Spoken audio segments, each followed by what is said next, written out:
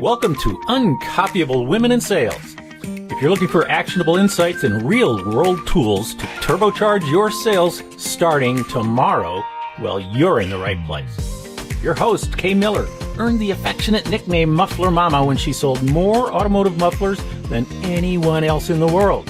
In this podcast, Kay will talk to another superstar woman in sales as they reveal uncopyable strategies you can use to rack up more leads, snag dream clients, and take your sales numbers through the roof. Stay tuned and get ready to make more sales. And how about this? More money. Today, I have an awesome guest, Coni Lefferts. Coni is the president and CEO of Creative Packaging Solutions, a supplier of retail packaging containers. They supply consumer product goods brands and their contract fillers. Coni has become a client, and I always enjoy spending time with her. Coni, thank you so much for joining me on the podcast. Well, thank you, Kay. Nice to see you again. Now, today I want to talk about sales and maybe some marketing, but primarily sales. And you got into sales in a very interesting and unique way. So I would love to hear the story of how that experience went and what it taught you. So why don't you take it from here? I'd be glad to. Well, there was a time when I lived in Houston, Texas. Now, Houston, Texas is hot. Maybe not as hot as some other areas right now, but at the time it was hot and humid. And I decided I needed to earn an income somehow. And I started working for an insurance company selling catastrophic insurance, most specifically cancer.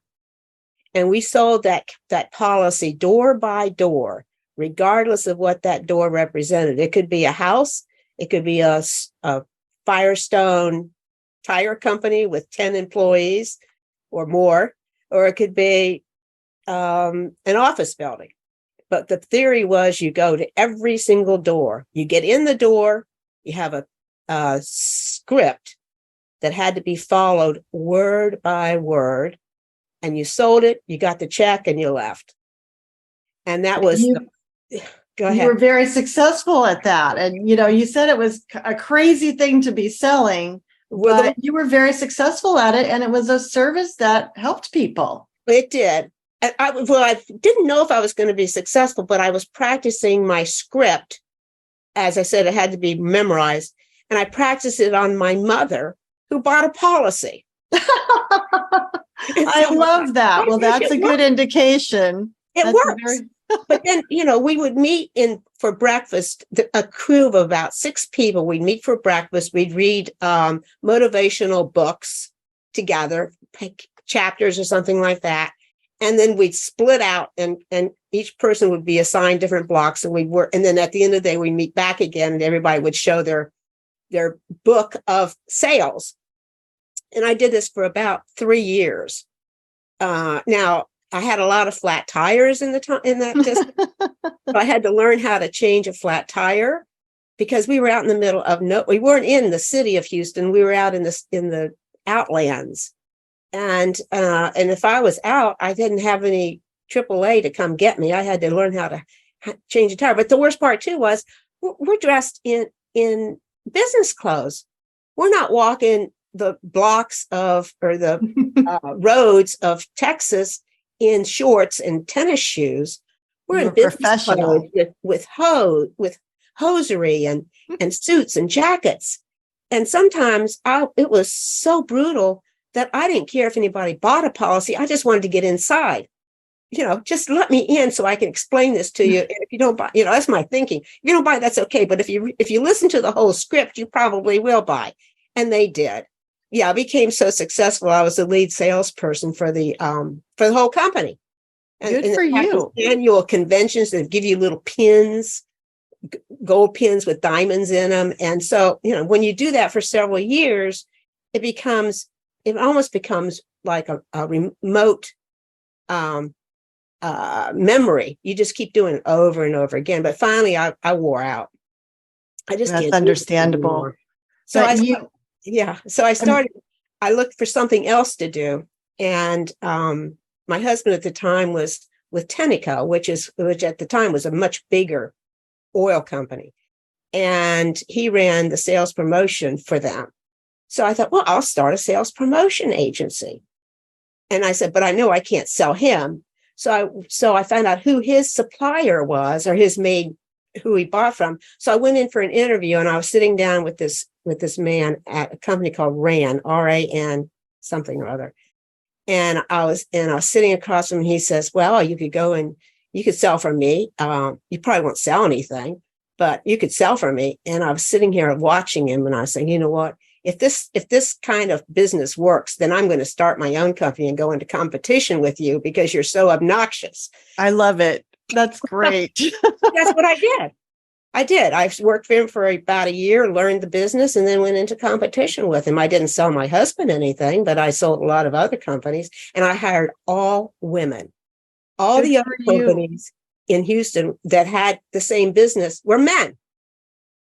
And so I hired all women, and they did wonderful. The women was the best thing I ever did because nobody had a woman calling on them.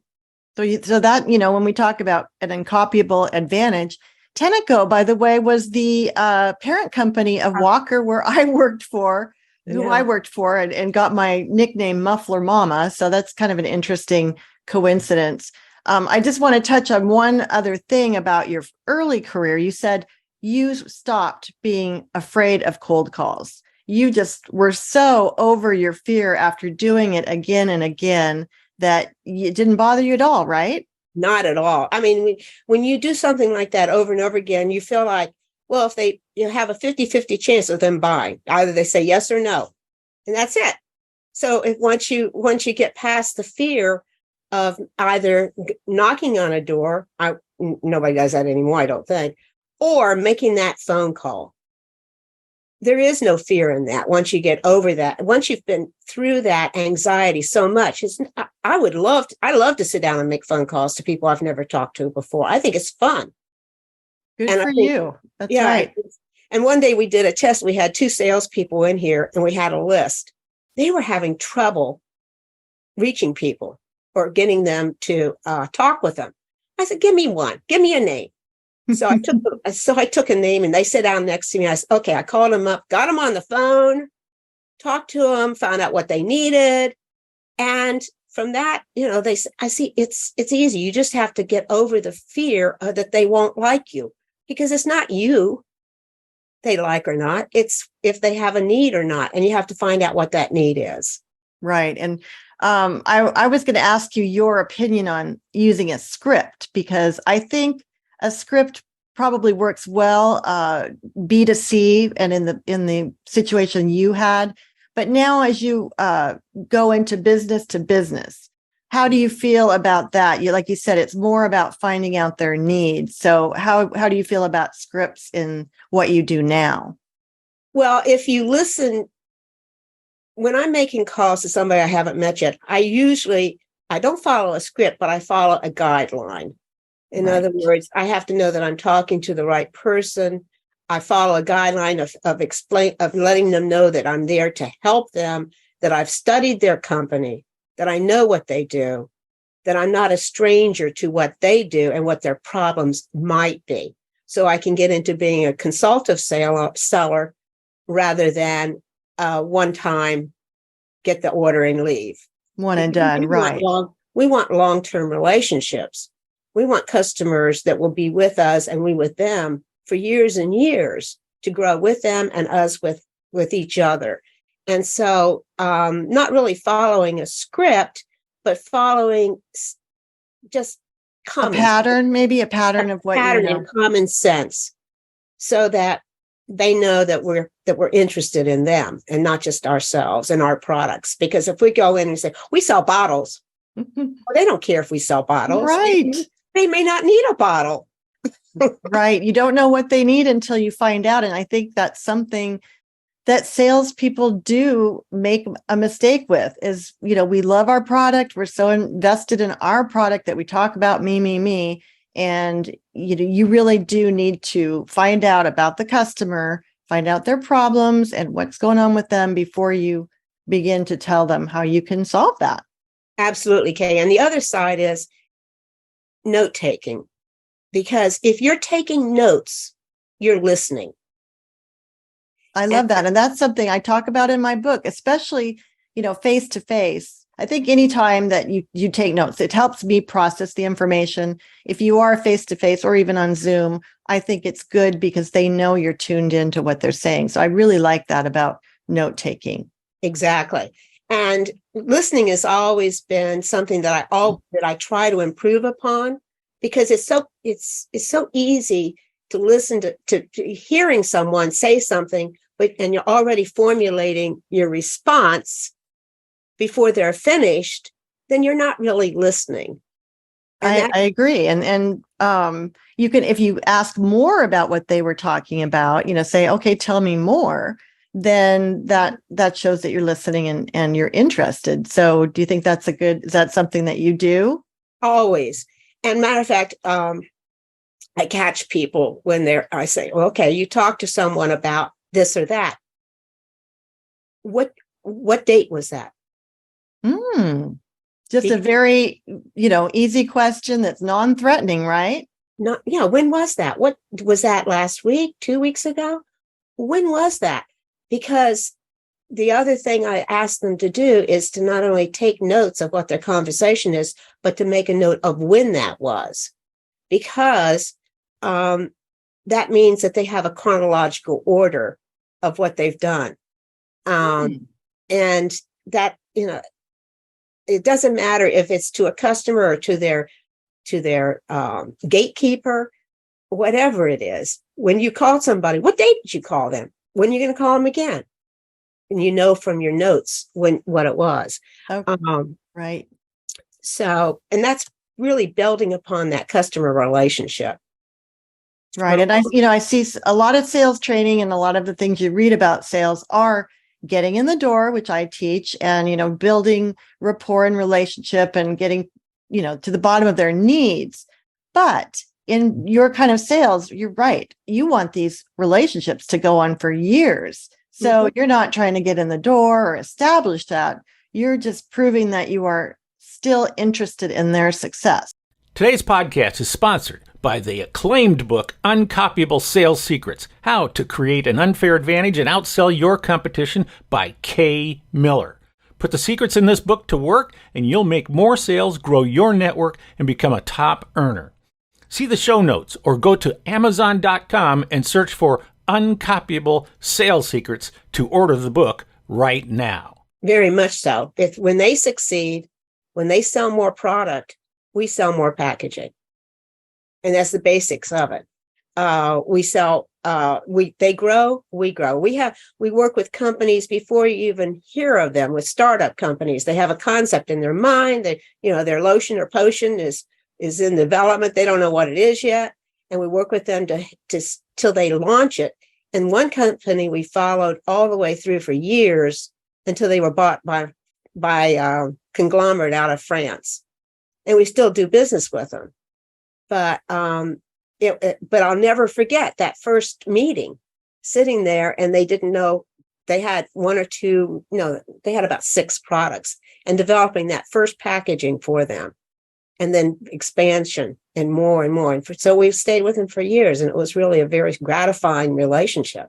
Right. And I think, I talk about a win-win, when they benefit and you benefit. I mean, it's really a great feeling of satisfaction. And like you said, it's gratifying to know that you helped a company succeed. And I know you said you do like dealing with startups because of that. You can really make an impact on those types of companies. Yeah, we prefer to work with them. We've done business with multinationals, but they're not as needy as the new people are. They have their own departments for package development and package engineering. They need us. They don't need us as much as someone who doesn't have that. People who are new to their product, their main emphasis should be on their product, the marketing and sales of whatever it is they're going to try to put out in the market. It shouldn't be in all the other issues like how to fill it, how to package it, So we take that burden off of the brand owner. Right.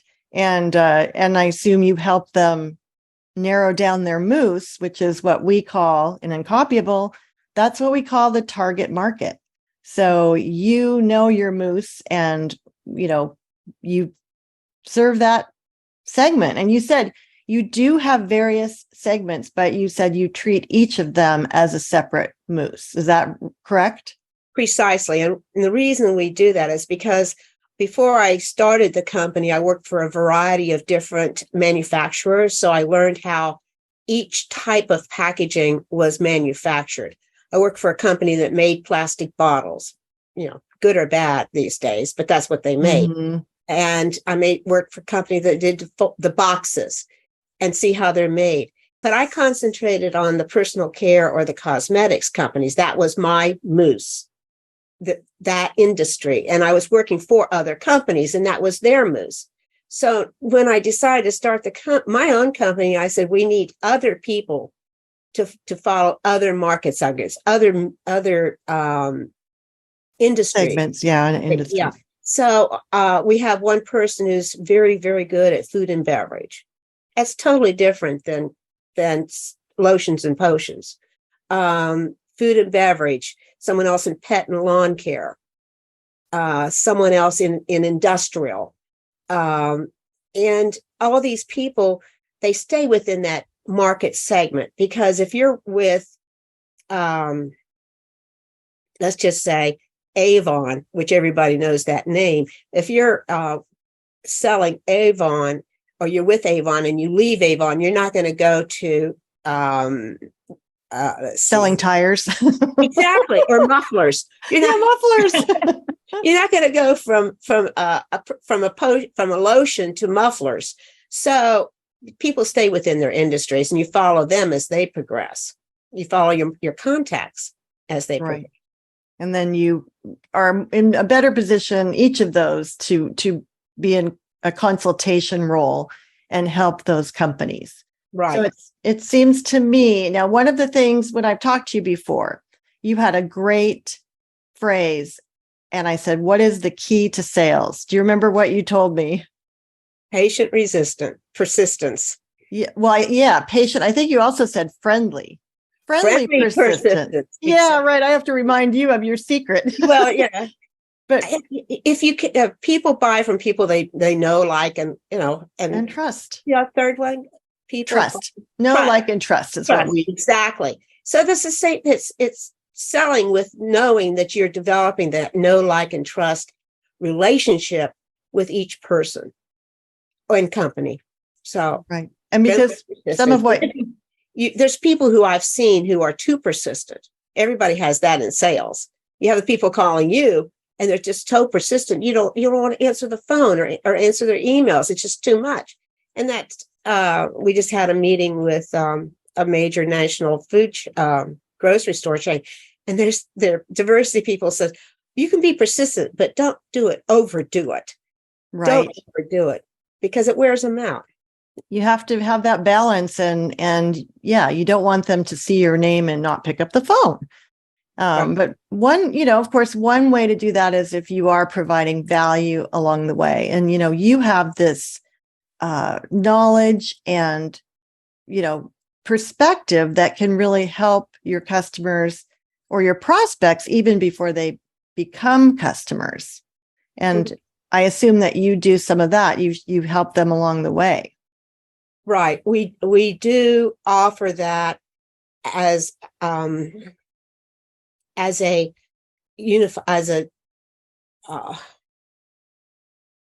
identifier. The company is known to be able to find things or help them in areas that most people don't think exist.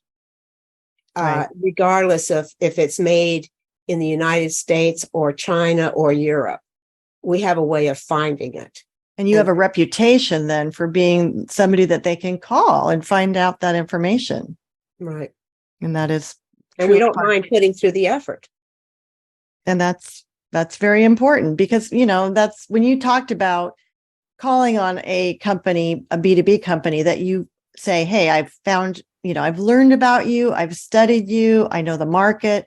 So that really shows that you've worked beforehand on getting to know what they need. And that separates you from the crowd right there.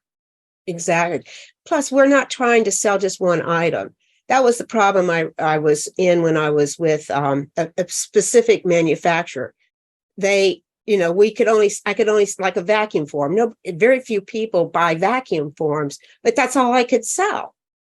So when I branched out and did my own thing, I said, well, we're going to offer everything. We're going to be complete package for everything that somebody needs to put their product on the shelf. But that is a differentiator. I didn't know it at the time, but it is truly what differentiated us from our competitors sitting in the waiting room of a vendor lounge. That you were the full meal deal. Yeah. And I want to go back to what you said about hiring women.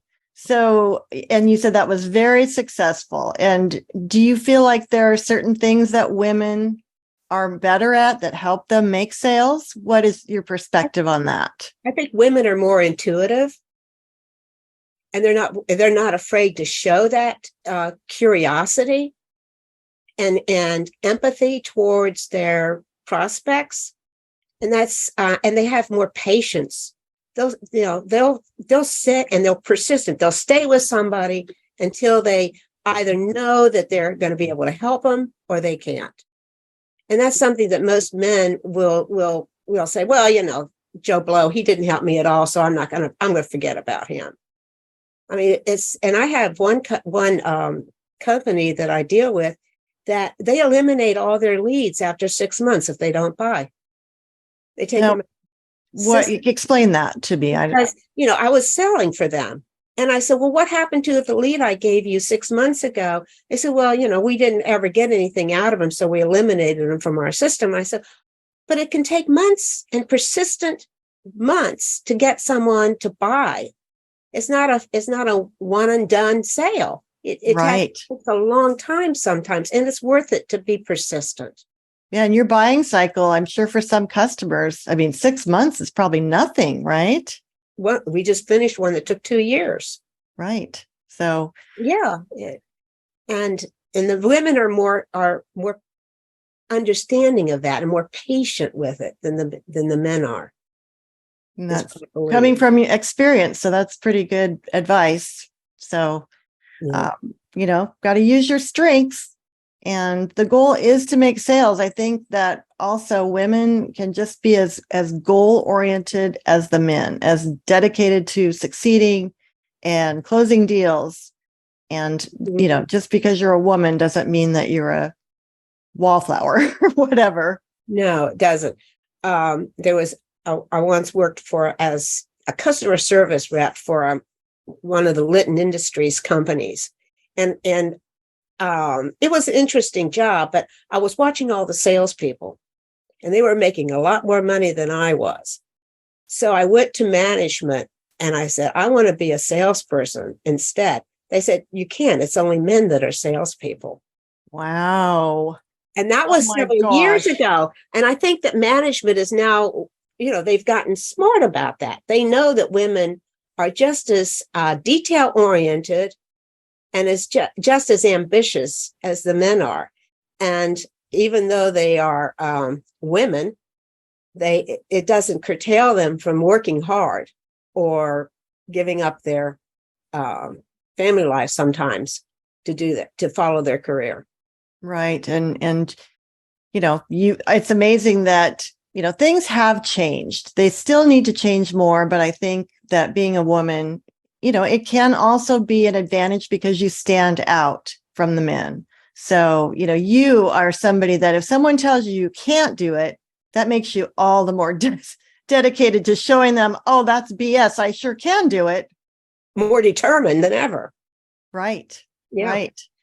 So it's always a pleasure to talk with you. And it's been very fun talking sales, especially with all your experience. Do you have any closing thoughts on what you feel like is most important? You've talked about the consultative skills. You've talked about learning about the company first, having friendly persistence and developing that relationship. So there's a lot of there are a lot of components. But what would you say to the listener that they should keep in mind as they are, embarking on sales or continuing their sales career? Be proud of what you do, because you will make a difference in not only your life, but whoever you sell to as well. And that's something that you can put your own plaque up on the wall and say you're a success. That's because sales has gotten a bad rap. You picture the used car salesman or whatever. And, I like to sometimes say we're in the business of helping, not just selling, but helping. Mm-hmm. And that is a lot more appealing than what we have, the connotation, the negative connotation of sales. So the fact that you say, be proud of what you're doing and be proud of the difference that you're making. Exactly. And even if it's a muffler like I sold, and it's maybe not the most exciting product in the world, but it impacted the businesses that I served. And, I called on everything from large distributors to small, family companies. And that's a great point of being proud of what you do, having integrity and really caring about the customer. So thank you so much, Coni. Thank you. Good to see you, Kay. Thanks for listening to this episode of Uncopyable Women in Sales, your source for secrets you can use to make more sales. Check the show notes for links and contact information. And if you enjoyed the podcast, please spread the word by subscribing, sharing, and leaving a 5-star review. You can always learn more by going to uncopyablesales.com/podcast. Until next time, go out and supercharge your sales like a true uncopyable rock star.